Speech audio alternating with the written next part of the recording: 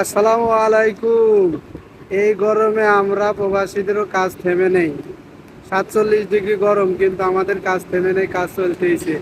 এখানে ফ্যান লাগাই নিছি পিছে। এই গরমে আমাদের কাজ চলতেছে। আমরা দেখেন কাজ করতেছি, প্রচন্ড গরম, মানে বলার মতো না, কিন্তু তারপরও আমরা কাজ করতেছি। এখানে অনেক লোক আছে, এখানে কাজ করতেছে। ভাই, এটাই প্রবাসী জীবন, ভাই, এটাই বাস্তবতা।